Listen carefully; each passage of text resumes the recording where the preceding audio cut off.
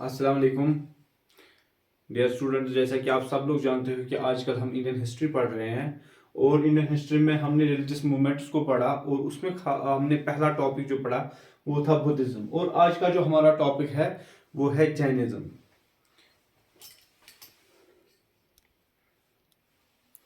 हाँ, अगर जैनिज्म को देखेंगे तो came into existence around 600 BC. 600 BC में ये रिलीजन एग्जिस्ट हो रहा है। उस वक्त ये रिलीजन दुनिया में आया तो 600 बीसी में। अगर फाउंडर देखेंगे कि कौन इसका फाउंडर है, वो है ऋषभा देवा। ऋषभा देवा का दूसरा नाम है आदिनाथ। तो ऋषभा देवा या आदिनाथ, इसको और एक चीज से जाना जाता है, फर्स्ट तीर्थंकारा। तीर्थंकारा का मतलब है जैनिज्म में प्रॉफिट टाइप। तो जैनिज्म के लिए ये प्रॉफिट है।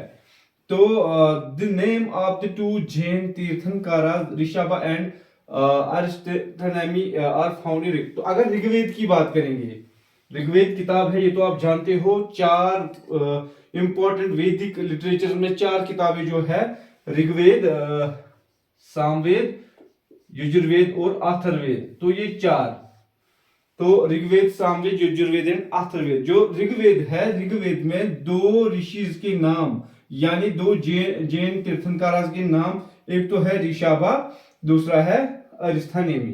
तो ये दो की हिस्ट्री हमें ऋग्वेद से मिलती है।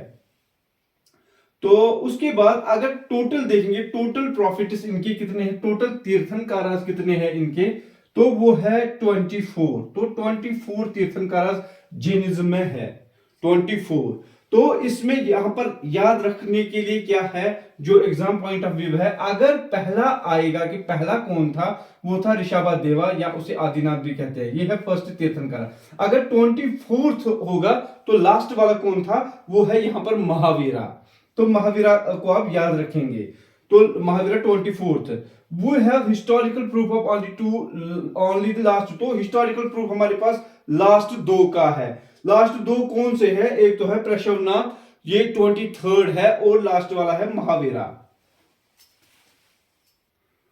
यहां पर आप ये चीज को याद रखेंगे, जो जैन के 24 तीर्थंकारास है, तो 24 में 23rd जो है वो प्रशवनाथ है। ये हिस्ट्री में भी हमें मिलता है, इसकी जिक्र बहुत जगह। और महावीरा ये है 24th। और लास्ट वन, पहला कौन, ऋषभा, तो लास्ट वाला महावीरा। ये चीज आप याद रखेंगे, ये एग्जामिनेशन पॉइंट ऑफ व्यू है। यहां पर ये सवाल आ सकता है कि 20 पहला कौन था और लास्ट वन कौन था। तो ये आपको याद रहना चाहिए। जहां तक प्रशवनाथ की बात है, ये प्रिंस था बनारस का। जो मतलब इस प्रिंस ने क्या किया, इसने थ्रोन को टुकरा दिया, इसने छोड़ दिया थ्रोन को और लाइफ मजहब के एतबार पे गुजारी। यानी इसने मजहब के लिए अपनी पूरी जिंदगी सर्व कर दी। प्रशवनाथ ये 23rd है। इसकी कुछ इंपॉर्टेंट टीचिंग्स है, वो मैं आपको बता दूंगा। और ये फिर झारखंड की हिल्स में इस दुनिया से चला गया।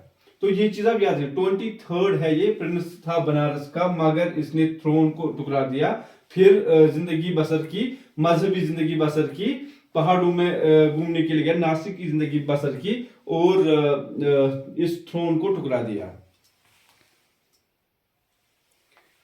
प्रशवनाथ ने जो अपनी चार टीचिंग्स उसको कहते हैं चौथर्थी, तो ये जैनिज्म के लिए सामने रखी। तो पहला है अहिंसा, जिसका मतलब है नॉन इंजरी। किसी भी जिंदा, जो भी जिंदा जावेदान चीज हो, कोई भी बॉडी हो, उसे जख्मी नहीं करना, कभी इंजर्ड किसी को जख्मी नहीं। तो इसलिए जैनिज्म वार से दूर भागते हैं। दूसरा है सत्या, सत्या नॉन लाइंग। तो यहां पर कभी झूठ नहीं बोलना, ये इसकी दूसरी टीचिंग है, कभी झूठ नहीं बोलना। तीसरा है आस्टिया, आस्टिया का मतलब है कभी चोरी नहीं करना, यह है तीसरा। और चौथा अपरिग्रह, तो इसका मतलब किसी चीज पे कब्जा नहीं जमाना। तो ये चार टीचिंग्स एक्चुअली प्रशवनाथ ने दी, जो 23rd तीर्थंकरा है जैनिज्म का। मगर फिर जब 24th महावीरा आ गया, महावीरा महावीरा ने क्या किया, उसने इन 4 को अडॉप्ट किया। वो इन 4 चीजों को मानता था कि किसी को नुकसान नहीं पहुंचाना, झूठ नहीं बोलना, किसी पे कब्जा नहीं जमाना, झूठ नहीं बोलना, तो ये चीजें वो भी मानता था। मगर उसने 5th टीचिंग इसमें ऐड कर दी, वो है ब्रह्मचर्य। तो ब्रह्मचर्य, ये चीज आप याद रखेंगे। पहली जो 4 टीचिंग जैनिज्म की है, उनको उनका जो मतलब जिसने वो दिया है वो है प्रशवनाथ, और जो 5th वाली टीचिंग दी वो महावीरा ने दी, ब्रह्मचर्य। ये यहाँ पर आप याद रखना। कभी कभार ये सवाल आ सकता है कि महावीरा ने कौन सी टीचिंग दी, इसमें 3 होंगे और होगा ब्रह्मचर्य, तो उसमें आपको एक को टिक मारना होगा। तो याद रखना महावीरा ने सिर्फ ब्रह्मचर्य, मगर ये 4 प्रशवनाथ ने दी थी, जो 23rd तीर्थंकरा था। अगर हम महावीरा की बात करेंगे, महावीरा लाइफ की बात करेंगे, पूरी जिंदगी की बात करेंगे, पहले जन्म पे जाएंगे 540 बीसी में इस एक गांव में जिसका नाम है कुंदग्रामा। कुंदग्रामा ये एक गांव है वैशाली के नजदीक, बिहार में, बिहार स्टेट में ये एक गांव है कुंदग्रामा, वैशाली के नजदीक, जहां पर जन्म लिया महावीरा ने। तो ये चीज आप याद रखेंगे। अगर महावीरा के पिता को देखेंगे, फादर, उसका नाम था सिद्धार्था। अगर उसकी माता को देखेंगे, मदर, तो वो थी त्रिशाला, यानी त्रिशाला मदर थी महावीरा की। जो बहन भी थी किसकी, चिटेका। चिटेका कौन था, ये किंग था वैशाली का, और उसकी बहन थी त्रिशाला। ये मदर है त्रिशाला महावीरा की। उसके अलावा अगर आप वाइफ को देखेंगे, ये है यशोदा, ये किसकी वाइफ थी, महावीरा की। और महावीरा की एक बेटी भी थी, उसका नाम है अनुजा प्रियदर्शिनी। अनुजा प्रियदर्शिनी। तो जो अनुजा प्रियदर्शिनी का हस्बैंड था, उसका नाम था जमाली। जमाली पहला डिसिपल था महावीरा का। ये चीज आप याद रखेंगे। यहां पर मैंने ये चीजें क्यों लिखी, ये इंपॉर्टेंट है। यहां पर एक्चुअली जो महावीरा है ये कंटेम्परेरी है, यानी कंटेम्परेरी उस चीज को कहते हैं कि मतलब एक साइड से ये रिलीजियस मूवमेंट जैनिज्म थी, और दूसरे साइड से अगर हम देखेंगे तो एक डायनास्टी है हरियांका डायनास्टी, जो एंशंट डायनास्टी में पहली डायनास्टी मानी जाती है। हरियांका डायनास्टी में एक किंग था, उसका नाम था बिंबिसारा। तो बिंबिसारा, फिर उसके बाद अजातशत्रु, फिर उड़ाइन, वो छोड़ दो, अभी जब हम डायनास्टीज पे जाएंगे वहां पर वो देखेंगे। मगर जो बिंबिसारा था, बिंबिसारा और महावीरा आपस में रिश्तेदार थे, ये रिश्तेदार भी थे। तो कैसे, एक्चुअली जो ये चटेका यहां पर था, ये वैशाली में किंग था, तो इसकी जो बहन थी वो थी त्रिशाला, इस किंग की बहन त्रिशाला, और यही मां थी महावीरा की। ये चीज आप याद रखेंगे। तो ये मां थी महावीरा की।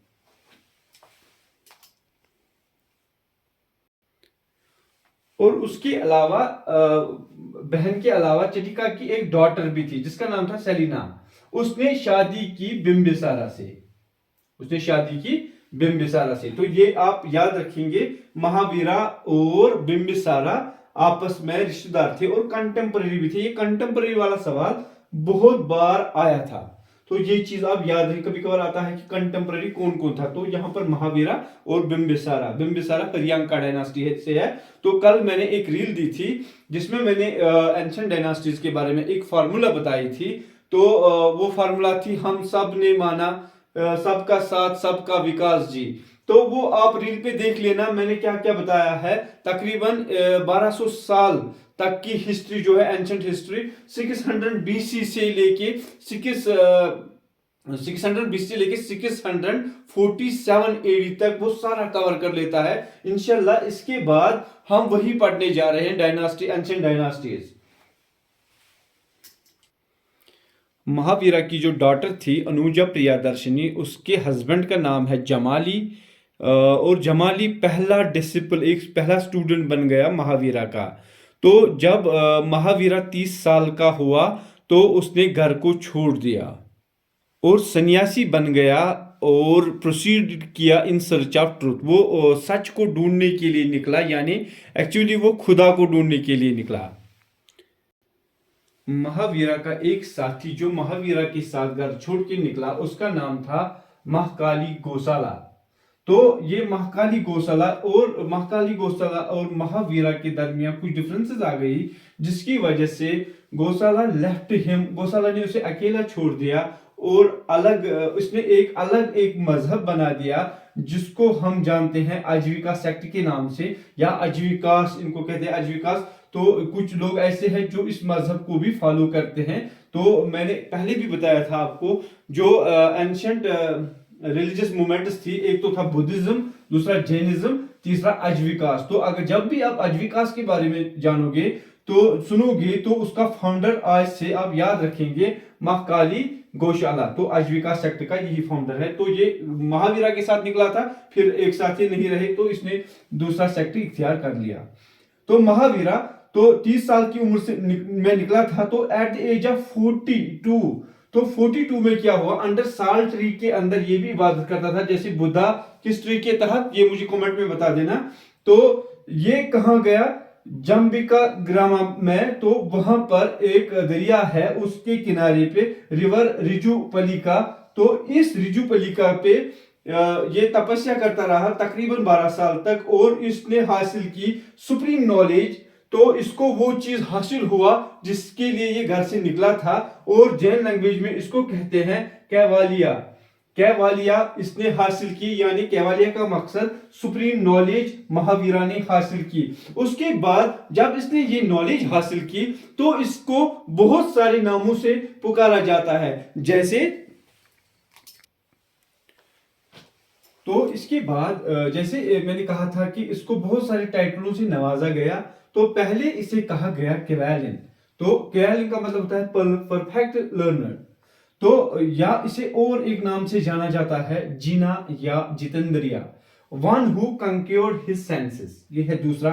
तीसरा है निरिग्रंथा, तो इसका मतलब है फ्री फ्रॉम ऑल बॉन्ड्स। तो चौथा नाम इसका अरहंत, जिसका मतलब होता है ब्लेस्ड वन।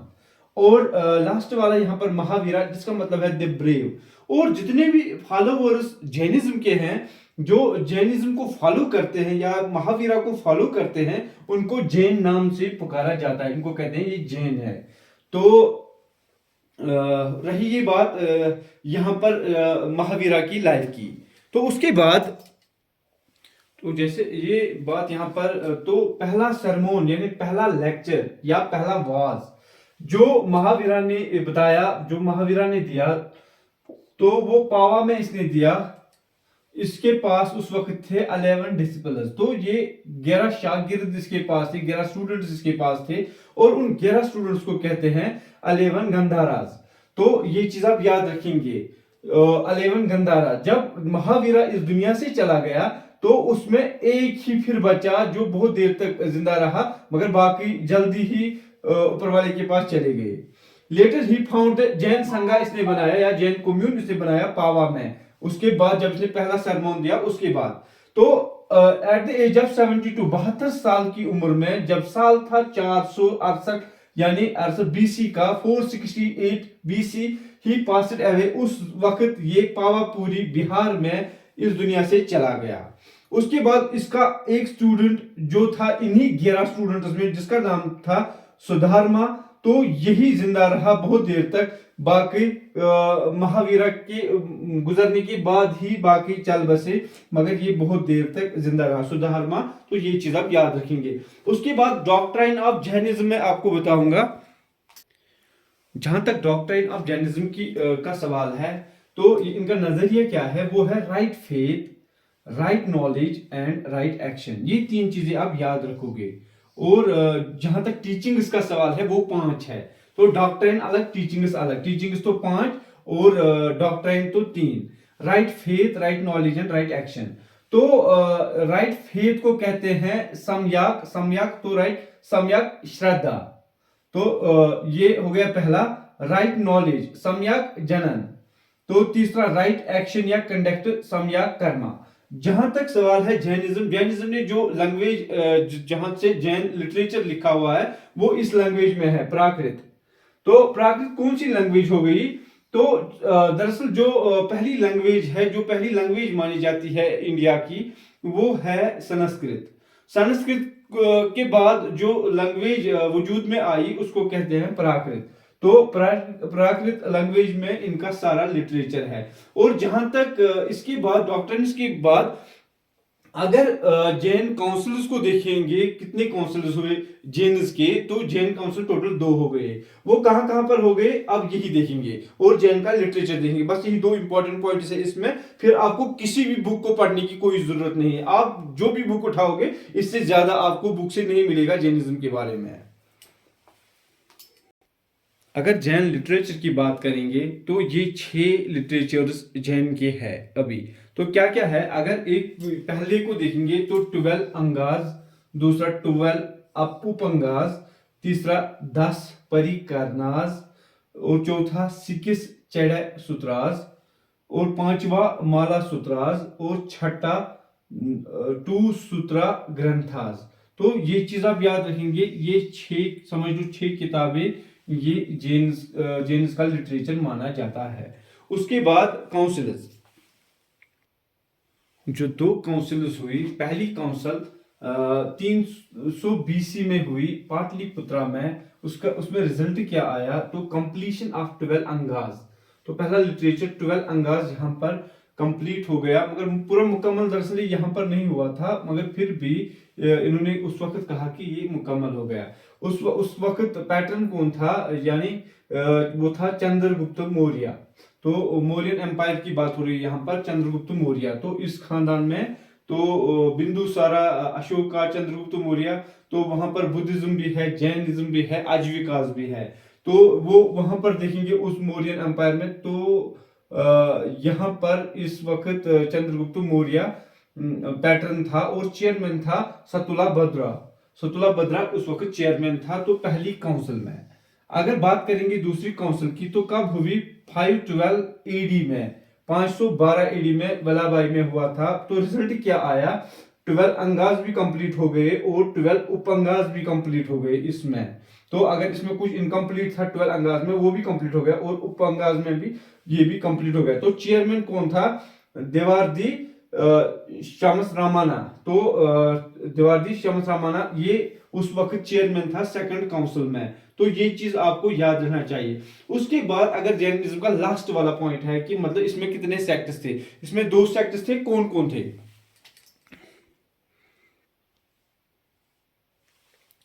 अगर सेक्ट्स की बात करेंगे तो वो है 2। एक को कहते हैं श्वेतंबाराज, व्हाइट क्लैड, और दूसरे को कहते हैं दिगंबाराज। ये पॉइंट याद रखना कि 2 सेक्ट्स जैनिज्म के, ये बहुत बार एग्जाम में आया था। और इस बार ये चीज भी याद रखना, श्वेतंबाराज को व्हाइट क्लैड कहते हैं और दिगंबाराज को सिकाई क्लैड कहते हैं। ये चीज याद रखना। उसके बाद अगर जैन की टेम्पल्स को देखेंगे तो गुजरात में है, राजस्थान में है, उड़ीसा में है, बिहार में है, मगर जो इंपॉर्टेंट पिलग्रिमेज साइट है इनके लिए वो कर्नाटक में है। तो वहां पर क्या है? श्रवण बेलगोला उसे कहते हैं। यहाँ पर ये लोग कभी कभार स्वाले खाना करते हैं। स्वाले खाना क्या होती है? एक्चुअली सुसाइड होती है, सुसाइड बाय स्टार्वेशन। तो भूखकशी की वजह से ये सुसाइड करते हैं वहां जाके। तो इस पवित्र जगह को ये कहते हैं श्रवण बेलगोला। एक्चुअली टेम्पल है कर्नाटक में। तो ये बेहतरीन जगह है इनके लिए, जैन लोगों के लिए। तो ये कर्नाटका में है, ये आप याद रखेंगे, श्रवण बेलगोला। और उस सुसाइड को कहते हैं स्वालिया खाना। तो मुझे लग रहा है आज के लेक्चर के लिए इतना ही काफी। और आप एक काम करना, अगला टॉपिक है हमारा डायनास्टीज का।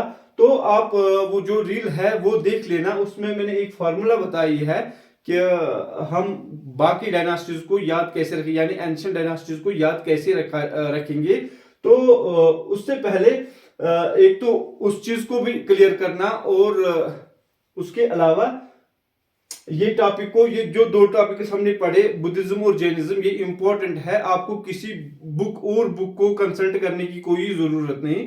तो अगर आप यही 2 लेक्चर्स अच्छी तरीके से देखोगे तो बुक पढ़ने की कोई भी जरूरत नहीं पड़ेगी आपको। तो अब इस चैनल को सब्सक्राइब करना बट जनरल स्टडीज को, और लाइक भी करना, कमेंट भी करना और शेयर भी करना, ताकि बाकी लोगों को भी फायदा मिले। बाकी अल्लाह हाफिज।